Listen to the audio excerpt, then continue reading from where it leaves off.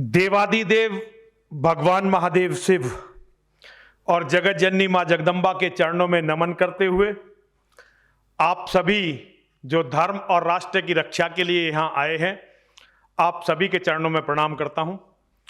भाई साहब का बहुत बहुत साधुवाद, बहुत बहुत धन्यवाद देता हूं। बहुत कम लोग हैं जो अब हमें बुलाते हैं या पूछते हैं, और विशेष बात यह नहीं कि मुझे बुलाना या पूछना, यह विशेष बात नहीं है। जो लड़ रहे हैं उनके साथ खड़ा होना। हिंदू समाज की समस्याएं, जब लोग कहते हैं जी हमारे तीन दुश्मन हैं, एक तो हमारे दुश्मन है वामी, एक है कामी, और पता नहीं क्या क्या बताते हैं। मैं हिंदू समाज के तीन दुश्मन मानता हूं: हमारी कायरता, हमारी अकर्मण्यता और हमारा अपना कमीनापन। ये तीन हमारे सबसे बड़े दुश्मन हैं। अगर हम इन तीन दुश्मनों पर जीत जाएं तो दुनिया की कोई ताकत नहीं जो हमें हरा सके। 27 साल हो गए। अभी मैं परसों तीसरा दिन है आज, मैं हरिद्वार में खड़ा हुआ था और मैं अपने आप को कोस रहा था। हम वहां धर्म संसद कर रहे थे और पुलिस प्रशासन ने पूरी ताकत लगा दी सुप्रीम कोर्ट का नाम लेकर कि जी सुप्रीम कोर्ट ये, सुप्रीम कोर्ट वो। तो मैं इस बात को कोस रहा था कि इतने दिन हो गए, 27 साल लड़ते लड़ते हो गए, 33 बार जेल रहे, 100 से ज्यादा रात हमने हवालात में काट दी, लेकिन कभी भी दुश्मन से लड़ ही नहीं पाए।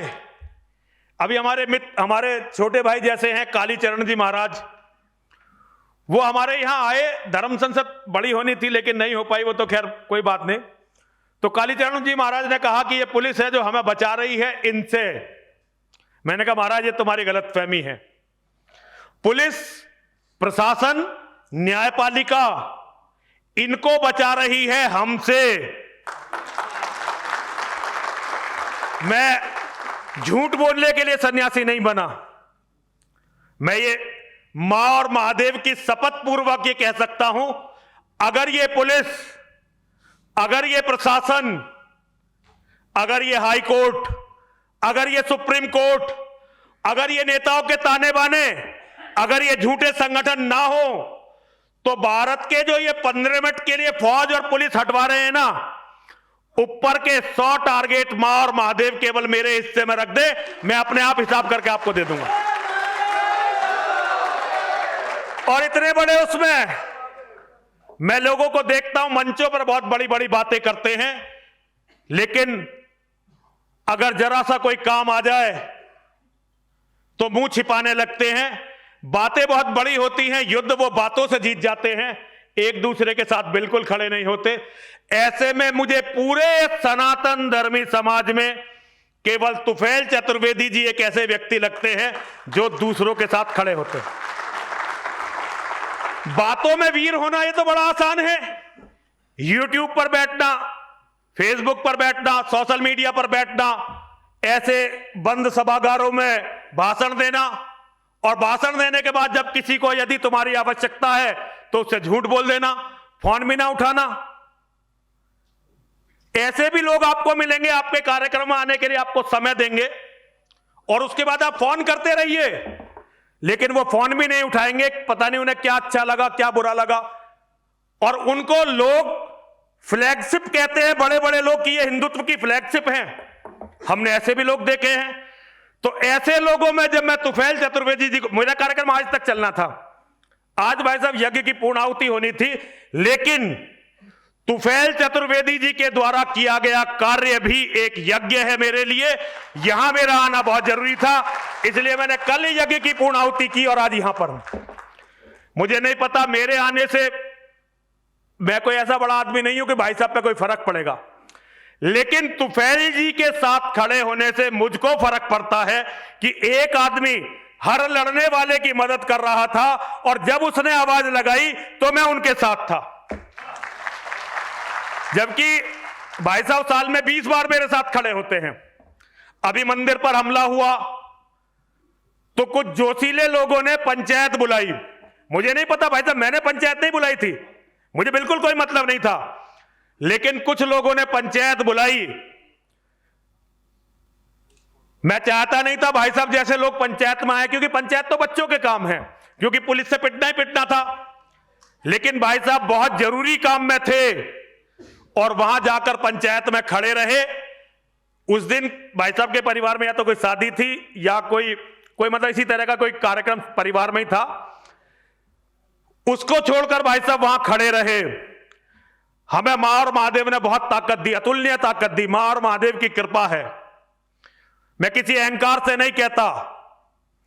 लेकिन अगर मैं ये सोच के सो जाऊं कि ये आदमी 2 दिन के अंदर इस दुनिया में नहीं होना चाहिए, तो मेरे बच्चे उस आदमी को मार देंगे। इतनी ताकत मां और महादेव ने दी। लेकिन एक जगह बड़े कमजोर रहे हमें, क्योंकि जैसे भाई साहब बता रहे, कोई सपा का एजेंट घोषित करता है, कोई कांग्रेस का एजेंट घोषित कर देता है, तो जो व्यापारी और दानी वर्ग है वो हमसे बहुत डिस्टेंस रखता है। हम चलते यादवों, गुजरों, त्यागी, जाटों के साथ हैं, 5-7 बंदूकें साथ में रखते तो लोग वैसे डर जाते हैं। साल में कई बार होता है भाई साहब का फोन आता है, अरे मैं फिर से नंबर भूल गया, आपका अकाउंट नंबर जरा भेज दो, कुछ पैसे डलवाने। मैं बहुत लोगों से पैसा मांगता हूं, भाई साहब से कभी नहीं मांगा। मैं आज तक का रिकॉर्ड है, मैंने भाई साहब से कभी पैसा नहीं मांगा। मैंने कभी भाई साहब से नहीं कहा कि मुझे आप, क्योंकि भाई साहब तो खुद बहुत काम करते हैं।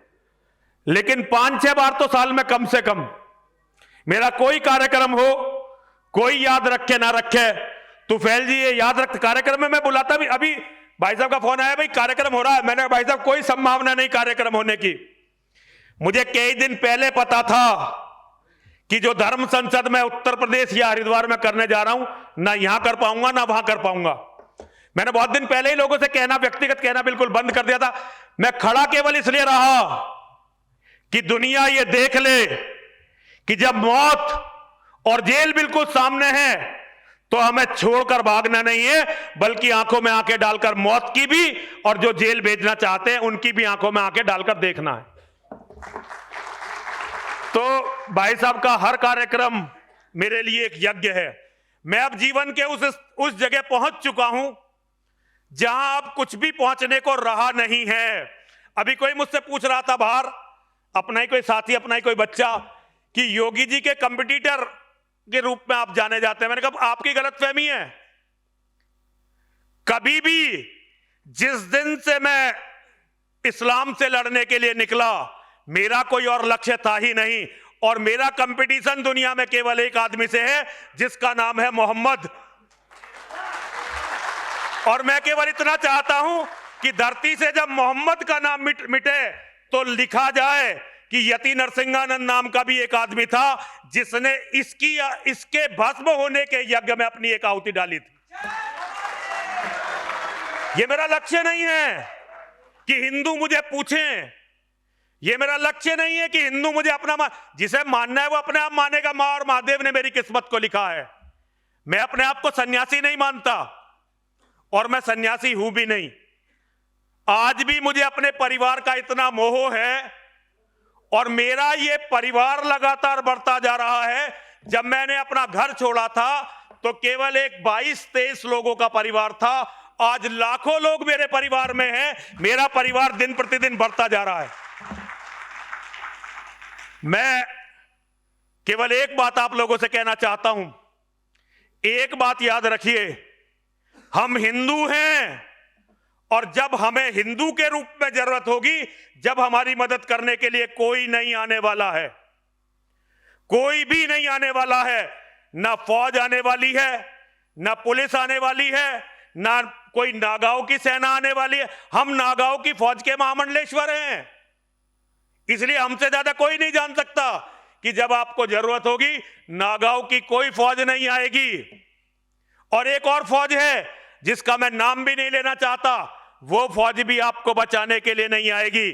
जिस समय आपको जरूरत पड़ने वाली है, केवल आपके घर में कितने बेटे हैं, आपके कितने भाई हैं, आपके कितने भतीजे हैं और वो लड़ने में कितने सक्षम हैं, केवल यही चीज आपको बचा सकती है। आपने अपने पड़ोसियों से रिश्ते कैसे रखे। और अभी बाहर एक बात चल रही थी, कोई मुझसे कह रहा था भाई ये सेकुलर हिंदू खतरनाक है मुसलमान से ज्यादा।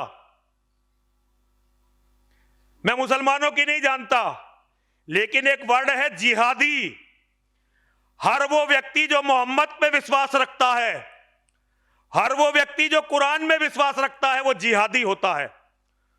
और जिहादी का लक्ष्य होता है दुनिया में हर किसी की, केवल हमारी नहीं, हर किसी की बहन बेटी से बलात्कार करके उसे या तो मंडियों में बेचना या सेक्स स्लेव बना लेना। यह हर जिहादी का लक्ष्य होता है, क्योंकि यही लक्ष्य उन्हें मोहम्मद ने दिया, यही लक्ष्य उन्हें कुरान दे रही है, यही उनका लक्ष्य होता है।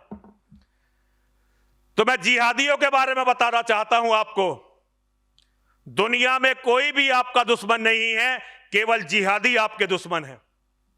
और जहां तक सेकुलर हिंदू की बात है, कोई नहीं जानता कि कौन सा हिंदू आज सेकुलर है और कल कट्टर बनकर आपका अपने भाई से भी ज्यादा आपका साथ निभा दे। शक्ति सिंह छोड़कर चले गए थे महाराणा प्रताप को, लेकिन जिस दिन जरूरत पड़ी उन्होंने अकबर का साथ छोड़ दिया और अपने भाई का साथ निभाया। अपने भाइयों को अपना दुश्मन मत बनाइए। और पता नहीं कौन सा, मेरे जैसा कौन सा आदमी कब रंगा हुआ सियार निकल जाए और जाके दुश्मनों के साथ बैठ जाए, मस्जिदों में जाके नमाज पढ़ने लगे। पता नहीं कौन सा आदमी मेरी तरह सारे जीवन हिंदुओं की खा के आपको बताने लगे कि भाई हर मस्जिद के नीचे मंदिर मत ढूंढो, जबकि दुनिया का यह सत्य है। दुनिया में जहां भी बड़ी और पुरानी मस्जिद है, वो या तो मंदिर के ऊपर है या किसी धर्म के पूजा स्थल के ऊपर है। और इसकी अगर शुरुआत करनी है तो कहीं मत जाओ, सबसे पहले मक्का चले जाओ, जहां डीएनए के विशेषज्ञों के हिसाब से जाकर देखना, मोहम्मद ने सबसे पहले उस मंदिर को तोड़वाया जिसमें उसके बाप दादा पूजा करते थे। और वो तो तब तोड़वाया जब अरब में जगह की कोई कीमत ही नहीं थी। अपने बाप दादों के मंदिर को छोड़कर मोहम्मद 50 बड़ी बड़ी मस्जिदें बना सकता था, लेकिन उसका लक्ष्य मस्जिद बनाना नहीं था, उसका लक्ष्य उन मंदिरों को तोड़ना था। और जहां तक बात डीएनए की है, एक बात याद रखिए, अबू उबैदा ये मोहम्मद की उम्मत का पहला अमीन है। अबू उबैदा बिन जर्राह ये मोहम्मद की उम्मत का पहला अमीन है। और ये अमीन कैसे बना? बैटल ऑफ बदर, ये वो लड़ाई थी जो मोहम्मद को अपने ही परिवार, अपने ही कबीले से लड़नी पड़ी थी। उस बैटल ऑफ बदर में परिवार के कुछ लोग इधर थे, परिवार के कुछ लोग इधर थे। बाप इधर था तो बेटा इधर था, चाचा इधर था तो भतीजा इधर था, मामा इधर था तो भांजा इधर था, एक भाई इधर था एक भाई उधर था। तो अबू उबैदा 17-18 साल का जवान लड़का जवान भी नहीं हुआ था, वो मोहम्मद के साथ था। और उसका बाप जर्राह वो अपने कबीले के साथ था। और जर्राह अपने कबीले के बड़े योद्धाओं में से एक था। अब देवयोग ऐसा बना कि लड़ना पड़ा बाप बेटों को आमने सामने। अब बाप ने बेटे को देखा, 1 मिनट में हरा दिया, जमीन पर पटक दिया और बेटे की तरफ देखा और हंसा, कहा कुछ नहीं, अपने बेटे को छोड़कर चला गया। अब बेटा तो ईमान ला चुका था, बेटे पर तो ये आयत नाजिल हो चुकी थी कि अगर बाप और भाई भी मुसलमान नहीं है तो उन्हें अपना दोस्त मत बनाओ, उन्हें दोस्त मत समझो, और काफिर के कत्ल से जन्नत मिलनी है, ये पता चल चुका था बेटे को। तो अबू उबैदा उठा, उसने अपनी तलवार उठाई, पीछे से अपने बाप की गर्दन पर मारी, अपने बाप का सर काटा और सर काटने के बाद उसे नेजे पर टांगा और उस सर को लेकर गया मोहम्मद के पास। मोहम्मद ने देखा, अरे वाह, मेरा शेर अपने बाप की गर्दन को कर लाया है। मोहम्मद गया, कौली भर ली उसकी, और मोहम्मद ने कहा, अबू उबैदा तू मेरी उम्मत का पहला अमीन होगा और तेरा मुकाम जन्नत में अबू बकर और अली के बराबर होगा। तो यहां से यह परंपरा पड़ी कि अगर बाप और बेटे भी काफिर और मोमीन हैं तो मोमीन का कर्तव्य है अपने बाप को कत्ल करना। और ये एक बात यहां पर खत्म नहीं हुई। अब्दुल रहमान, ये मोहम्मद का जो ससुर था अबू बकर, उसका बेटा, जब बैटल ऑफ बदर हो गई तो बैटल ऑफ बदर में अब्दुल रहमान अपने कबीले की तरफ था और अबू बकर मोहम्मद की तरफ था। बैटल ऑफ बदर हो गई, बाद में ये अब्दुल रहमान भी मुसलमान हो गए। एक दिन बाप बेटे खाना खा रहे थे। भाई साहब, आप तो क्या जानते ही हैं, ये सारी कहानियां हमने तो आपसे सीखी हैं। तो खाना खाते खाते अब्दुल रहमान ने अपने बाप से कहा कि अब्बा, बैटल ऑफ बदर में तू मेरी गर्दन के नीचे था, तुझे बाप जानकर छोड़ दिया था, वरना ये इस्लाम उसी दिन खत्म हो गया होता। तो अबू बकर सिद्दीकी रहमतुल्लाह अलैह, उन्होंने कहा कि तूने बाप समझ के मुझे छोड़ दिया था, लेकिन अगर यह मौका मुझे मिला होता तो मैंने तेरी गर्दन तब दी होती, क्योंकि तू मेरे इस्लाम के, मेरे मोहम्मद के, नबी के विरुद्ध लड़ाई लड़ रहा था। इस्लाम रिश्तों को नहीं मानता। इसीलिए मैं हर हिंदू से कहता हूं, हर मस्जिद के नीचे ये हमारी पाक जमीन, हमारी पवित्र जमीन है, इसकी मुक्ति का रास्ता निकालिए। और कभी विश्वास मत करिए ऐसे लोगों पर जिनकी बातें बदल जाती हों, क्योंकि जिनकी बात में अंतर है उनके बाप में अंतर है। यह हमारा धर्म हमें सिखाता है। बातें बदलने वालों के साथ मत बैठिए, वो आपका सौदा कहीं भी कर सकते हैं, आपको किसी को भी बेच सकते हैं। इसीलिए हिंदुओं, कहीं भी कंफ्यूजन रखो, लेकिन इस बात पर कंफ्यूजन कभी मत रखना। मैं तो एक बात कहता हूं, हमारे डॉक्टर साहब बैठे हुए हैं, डॉक्टर साहब की किताब पढ़कर मेरी दृष्टि बहुत बदली। डॉक्टर साहब ने बहुत ही बढ़िया किताब लिखी और डॉक्टर साहब की बातें ऐसी हैं कि हर हिंदू को समझनी चाहिए। मुझे एक बार सावरकर जी की किसी मित्र से चर्चा हो रही थी और चर्चा आगे रुकी कि भाई हिंदू सबसे खतरनाक वो हिंदू है जो मुसलमानों के साथ है। आज सावरकर जी के नाम पे बहुत सारे झूठे सच्चे कोट चलते हैं, क्योंकि एक अलग यूनिवर्सिटी व्हाट्सएप और फेसबुक पे, सोशल मीडिया पे खुली हुई है। ज्ञान का ऐसा सागर उमड़ता है कि सुबह से रात तक आदमी को डुबो का ही मानता है। सावरकर जी ने भाई साहब ये कहा था मानसिंह जी को कोट करके, जो जयपुर के महाराजा थे, कि भाई ठीक है मानसिंह की गलती थी, वो अकबर के साथ लड़ा, लेकिन अगर मानसिंह किसी भी तरह से मुसलमान बन गया होता तो आज शायद हम में से कोई भी हिंदू ना होता।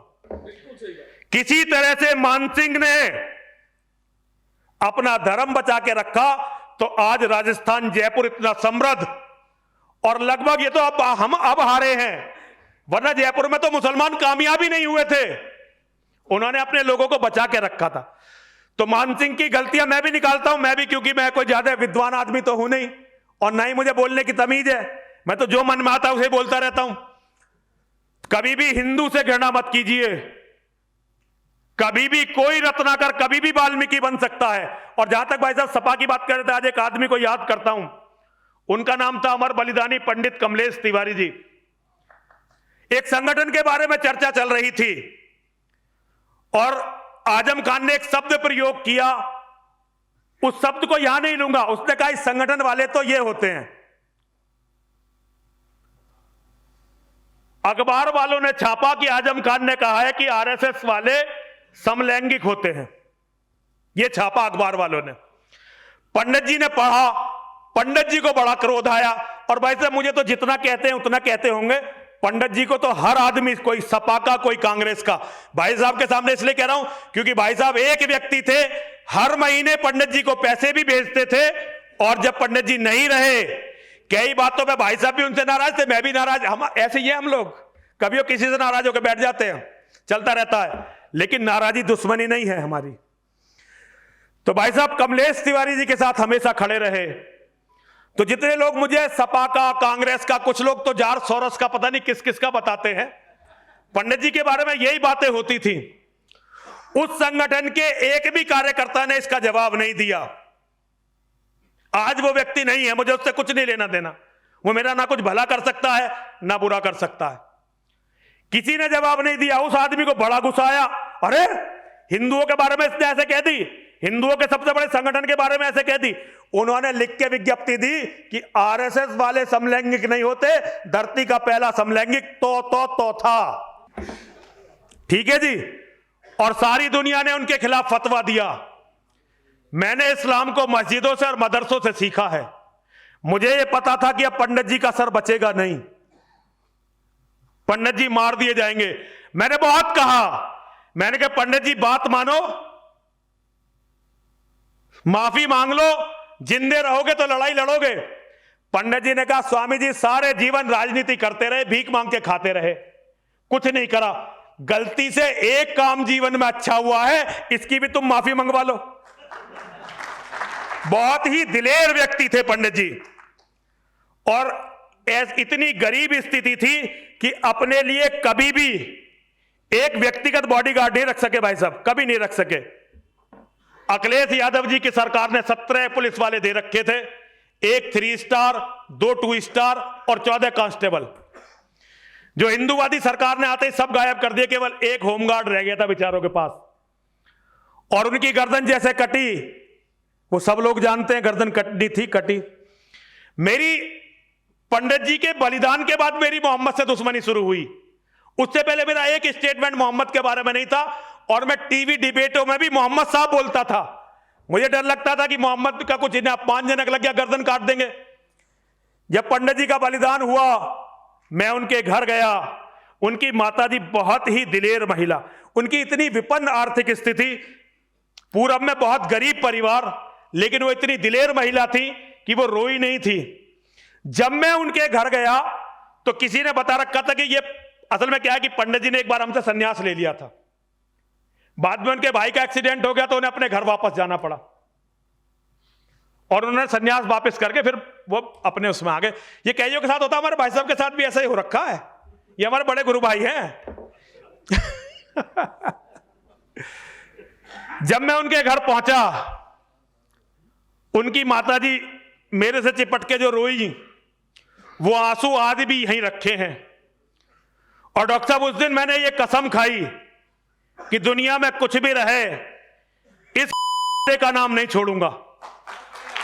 और मैं लखनऊ से वापस आया, टीवी पर डिबेट चल रही थी भाई साहब, न्यूज नेशन पर। जैसे ही मैंने बोलना शुरू किया, न्यूज नेशन वाले घबरा गए, उन्होंने टीवी की डिबेट छोड़ दी, कह रहे महाराज ये क्या बकवास कर रहे हो आप। मैंने भैया सच तो यही है। और उस दिन से आज तक जो भी ज्ञान मेरे पास मोहम्मद के बारे में था, लगातार पूरी दुनिया को दे रहा हूं। तुमने हमारे एक की गर्दन उतार दी मोहम्मद का नाम लेकर, तो एक नरसिंहानंद ने यह तय किया कि अपनी गर्दन भी मोहम्मद के नाम पर ही दूंगा। एक नरसिंहानंद मरेगा, हजारों नरसिंहानंद पैदा होंगे, ये देख लेना। धर्म केवल बलिदानों से बचता है। जो लोग धर्म के नाम पर बलिदान देना छोड़ देते हैं, महाकाल उन लोगों को मिटा देते हैं। हमारे देवता है महाकाल, वे लोग जिन्हें एक बार जन्म लेकर दोबारा दुनिया में आना नहीं है। वो लोग मिट जाते हैं अपने धर्म के नाम पर, और हम लोग जिनके आज मृत्यु होगी कल दूसरा जन्म होगा, हम लोग मृत्यु से डरने लगे। हम लोग कायरता में, हमने टीवी के, हमारे गुरु कौन कौन हैं? एक तो झूठे संगठनबाज लोग, और ये झूठे सिनेमा के, अब क्या कहूं शब्द फिर अजीब सा हो जाएगा, चलिए छोड़िए। एक फिल्म का डायलॉग है कि भाई युद्ध जो है मर के नहीं जीते जाते, युद्ध दुश्मन को मार के जीते जाते हैं। यह सैन्य विज्ञान के सिद्धांतों के सर्वदा विपरीत है, और यह सनातन धर्म के सर्वदा विपरीत है। हमारा धर्म योगेश्वर के, आप योगेश्वर की गीता को पढ़ लो, हतो वा प्राप्स्यसि स्वर्गम जित्वा वा भोक्ष्यसे महीम तस्मादुत्तिष्ठ कौन्ते युद्धाय कृतनिश्चय। पहले मरने की बात होती है। अपने को जो मरने के लिए तैयार कर लेता है, वही दुश्मन को मार सकता है। जो अपने आप को मरने के लिए तैयार नहीं करेगा, वो जुबान कितनी चला ले, लड़ाई में कभी नहीं जाएगा। और आज मोहम्मद और मोहम्मद के चेलों ने पूरी दुनिया को, केवल भारतवर्ष नहीं, पूरी दुनिया को एक युद्ध क्षेत्र में परिवर्तित कर दिया है। ये कहीं भी ट्रक लाकर आपके ऊपर चढ़ा सकते हैं, ये कहीं भी चाकू से आपको, यूरोप में देख लो, अभी जर्मनी में हो गया, और ये पूरी दुनिया में होने वाला है। कोई जगह नहीं बचेगी जहां इस्लाम की लड़ाई पहुंचेगी नहीं। और ये लड़ाई कहां पहुंचनी है? देखिए, मोहम्मद बताकर गया है कि जिस दिन सारी दुनिया मुसलमान हो जाएगी, कयामत आ जाएगी, क्योंकि मोहम्मद को पता था फिर ये सब आपस में लड़ मरेंगे। कह कर गया है एक दिन इस्लाम के 73 फिरके होंगे, जिसमें 72 फिरके जहन्नमी होंगे, केवल एक फिरका जन्नती होगा। तो उन्हें आपस में सबको लड़के मरना है। लेकिन फिर भी वो मोहम्मद के कहे के लिए अपनी जिंदगी कुर्बान करने के लिए 24 घंटे तैयार रहते हैं। और हम सन्नी देओल का डायलॉग मारकर खुश हो जाते हैं। अरे स्वामी जी, मरने की बात मत करो। जरा जरा से लड़के आते हैं मेरे पास, हमारी सुनने की जगह हम सुनाने लगते हैं, क्योंकि वही व्हाट्सएप की यूनिवर्सिटी वाला ज्ञान है ना। असली ज्ञान तो लिया ही नहीं, कभी अपने धर्मग्रंथ देखे नहीं। महाराज, मरने की बात मत करो। मर के युद्ध नहीं जीते जाते, युद्ध मार के जीते जाते। मैं, जिसने रूस में सैन्य विज्ञान पढ़ा, जो रूस में सैन्य विज्ञान का स्नातक बना, छोटे छोटे संगठन के लोग मुझे आके बताते हैं, स्वामी जी युद्ध कैसे जीते जाते। एक क्रिमिनल कास्ट में पैदा हुआ, क्रिमिनल कास्ट में पैदा हुआ, त्यागियों में पैदा हुआ, और एक ऐसे गिरोहबाज के व्यक्ति के यहां पैदा हुआ बेटा बनके, जिसने सारे जीवन केवल गैंगवार लड़ी। आरडी त्यागी मेरे पिताजी का नाम था, मेरठ में रहते थे, हिंदुस्तान के बड़े यूनियन लीडरों में से एक थे। भैया, हम कुछ नहीं हैं, लेकिन योगेश्वर की बात को महाकाल भी नहीं टाल सकते, क्योंकि योगेश्वर ने गीता महाकाल के रूप में दी थी। अगर जीवित रहना चाहते हो तो मरने के लिए तैयार हो जाओ, और अगर मरने के लिए तैयार नहीं हो तो अपनी बहन बेटियों का बलात्कार देखकर, अपने मठ मंदिरों को बर्बाद देखकर उस मौत के लिए तैयार हो जाओ जहां तुम्हारा अंतिम संस्कार भी नहीं होगा। एक कितना बड़ा बवंडर, हमने पहली बार ये ड्रामे देखे। हमारे बाप दादा कांग्रेस ही थे भाई। अगर केंद्र सरकार मैडम तक भी कोई बात पहुंचानी थी तो उसके लिए लोग होते थे, बात करते थे, बात पहुंचती थी, सॉल्यूशन होता था। आज हम आंदोलन करते हैं, क्यों? क्योंकि माहौल बनाना है। बांग्लादेश के हिंदुओं के लिए हम माहौल बनाते हैं, जबकि केवल एक आदमी इसका सॉल्यूशन कर सकता है, वो है भारत का प्रधानमंत्री। वो फौज भेजे, बांग्लादेश का बंटवारा करवाए, और बांग्लादेश का बंटवारा करवाकर हिंदुओं को अलग देश दिलवाए। पाकिस्तान में भारत की फौजें जानी चाहिए, और जितने भी जीवित बचे हैं हिंदू, उन्हें वहां एक देश मिलना चाहिए। लेकिन यह बात हम प्रधानमंत्री जी से कैसे कहें? ये कह नहीं सकते। क्यों कहेंगे? तो फिर हमारा कैडर खराब हो जाएगा भाई। कल को हमें फिर सपाई बसपाई कांग्रेसी घोषित कर दिया जाएगा। लेकिन सत्य मानिए, इसके अलावा कोई भी तरीका नहीं है बांग्लादेश या पाकिस्तान के हिंदुओं को बचाने का।